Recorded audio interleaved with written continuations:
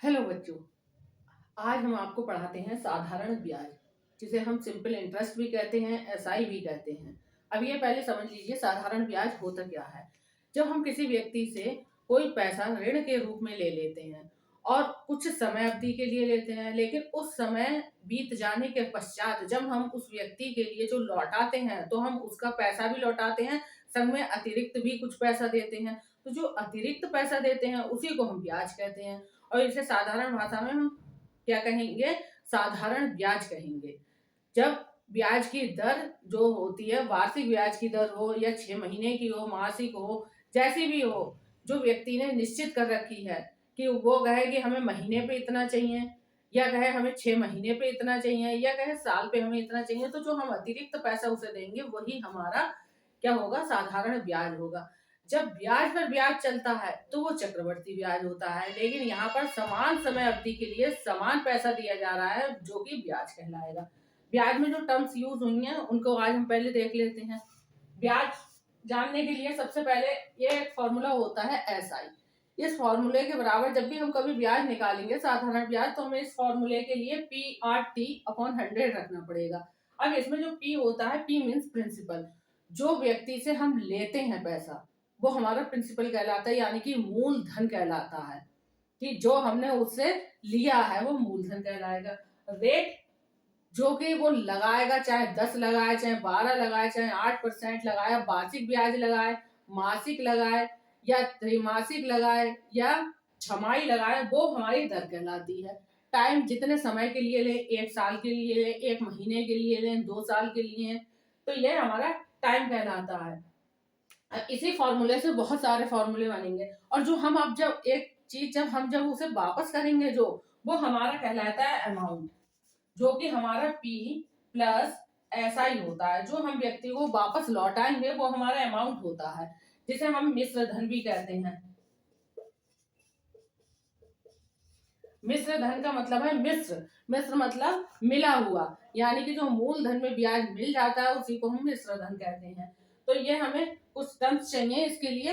अब इसे हम बिल्कुल साधारण तरीके से इसे बिल्कुल निकालना अब हम आपको बताएंगे। कितना भी कठिन से कठिन सवाल हो आप चुटकियों में निकाल लेंगे। निकालने का तरीका देखिए।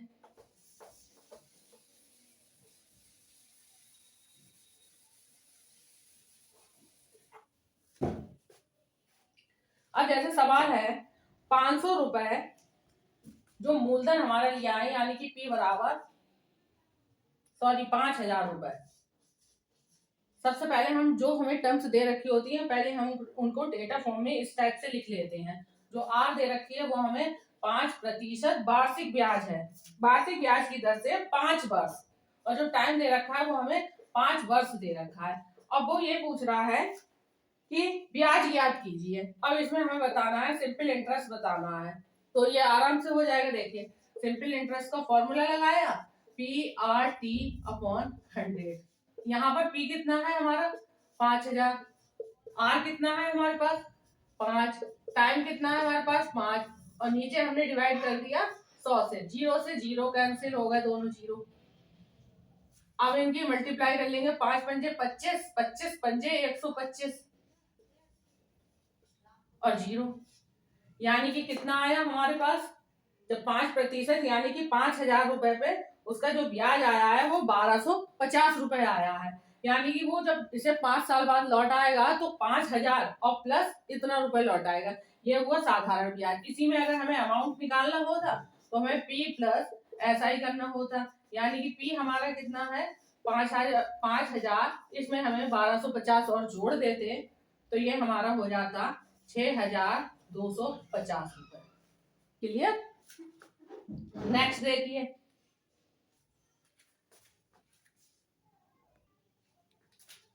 अब देखिए जो नेक्स्ट क्वेश्चन है वो है, जो हमारा मूलधन दे रखा है उसमें 2,000 रुपए है। जो आर है वो 4% वार्षिक ब्याज की दर से है, लेकिन जो समय दे रखा है वो हमें 2.5 साल दे रखा है। क्लियर 3 साल नहीं दे रखा है, क्लियर 2 साल नहीं दे रखा है। तो पहले तो हम समय को सही कर लेंगे। जब भी इस टाइप से समय दे रखा हो तो हमें इन दोनों की मल्टीप्लाई करनी होती है। 2 दूनी 4 और इसमें ये जोड़ा जाएगा 5, तो ये हो गया 5/2। जब ये 5/2 हो गया तो हमें टाइम की प्लेस पे यही 5/2 रखना है। हमें फॉर्मूला लगाना है SI इक्वल PR/T/100। P कितना है 2000 है, R कितना है 4 है और T कितना है 5/2 है और इस सबके नीचे क्या आ जाएगा 100। ठीक, इस वाले 2 से 2 एकम 2, ये वाला 4 कट रहा है, 2 दूनी 4 कट गया। ये वाले 0 से ये वाले 0 कट गए। अब यहाँ पर 20 2 5 की मल्टीप्लाई कर देंगे, 5 दूनी 10 और 10 की गुणा जब 20 से करेंगे तो आ गया 200। अब अगर यही इसी टाइप के सवाल हो तो हमने ब्याज निकालना तो सीख लिया, अगर इसमें हमें मूलधन, मिश्र धन या टाइम पूछता है तो भी हमें निकालना आना चाहिए।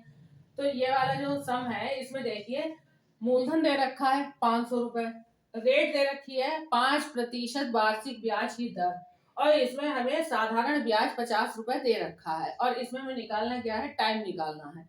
टाइम निकालने के लिए फॉर्मूला पहले हम देखिए वही लगाएंगे, SI इक्वल PR/T/100। इसके नीचे बन लगाया क्रॉस मल्टीप्लीकेशन होती है, यानी कि T जो है वो हमारा ये 100 इसके साथ आ जाएगा, यानी कि T इक्वल क्या हो जाएगा SI इंटू 100 जो इसके साथ में है P और R नीचे आ गए। अब हमने यहाँ देखा कि हमारे पास ये 50 दे रखा है, एक हमारे पास 100 आ गया और ये जो P है हमारे पास 500 दे रखा है और R हमें दे रखा है 5। अब हम इसे कर लेंगे, यहाँ से यहाँ 0 कट गए हमारे, 5 एकम 5, 5 धाम 50, 5 एकम 5, 5 दूनी 10। इससे हमें पता चल गया हमारा जो टाइम आया है वो कितना आया है 2 वर्ष, यानी कि जो डेटा ये दे रखा है ये किसके लिए है 2। नेक्स्ट क्वेश्चन है हमारे पास कि एक निश्चित धन स्वयं का दुगना हो जाता है, तो हमें पता होना चाहिए जो निश्चित धन है वो है क्या। तो निश्चित धन जो है वो P है और P बराबर X और वो कह रहा है स्वयं का दुगना हो जाता है, यानी कि जो अमाउंट होगा हमें लास्ट में पेड करना पड़ेगा वो कितना हो जाएगा, दुगना हो जाएगा, यानी कि 2x। तो हमें यहीं से पता चल रहा है अगर मान लीजिए हम किसी से 100 रुपया उधार ले रहे हैं और हमें उसे पेड कितना करना होगा 200 रुपए, तो यहीं पर हमें पता चल रहा है जो हमारा मूलधन है वो 100 रुपए है और जो बाकी बचा वो क्या है, वो ब्याज है। तो हमने ऐसे निकाल लिया कि जो P है हमारे पास वो X है और अमाउंट हमें 2x मिल रहा है। तो ये आ गया समझ में, दुगना हो जाता है यदि समय एवं ब्याज की दर समान हो, यानी कि जितना हमारी ब्याज की दर है वो हमारे टाइम के बराबर हो। अगर मान लीजिए यहाँ पर 2 है तो 2 वर्ष होगा, यहाँ 4 है तो यहाँ 4 वर्ष होगा। अब ये हम निकालने पर देखेंगे, ब्याज की दर ज्ञात करनी है, ब्याज की ये हमें ज्ञात करना है, ये हमें निकालना है, यानी कि R हमें फाइंड आउट करना है कि क्या रहेगा। तो यहाँ से सबसे पहले हम SI निकाल लेंगे, SI बराबर हमारा A माइनस P चलेगा, A कितना है 2x है माइनस x इक्वल हमारे पास x आ गया।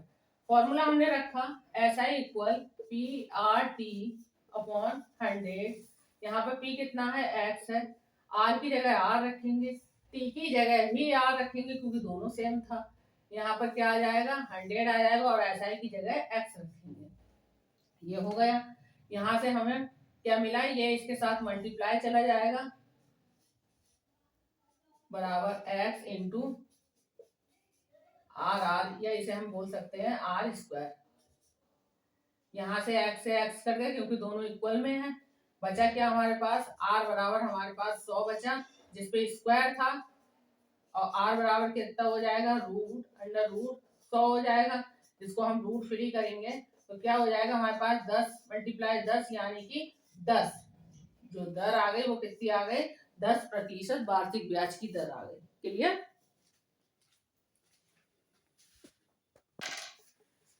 इस प्रकार हमने देखा कि साधारण ब्याज जो हमने आपको बताया जिसे SI कहते हैं, तो जो साधारण ब्याज है, साधारण ब्याज भी अगर दे रखा हो तो आप कैसे मूलधन निकालेंगे, या साधारण ब्याज दे रखा हो तो अमाउंट कैसे निकालेंगे, साधारण ब्याज और बाकी टर्म्स दे रखी है समय कैसे निकालेंगे, ये सब हमने इस वीडियो में पूरा बता रखा है।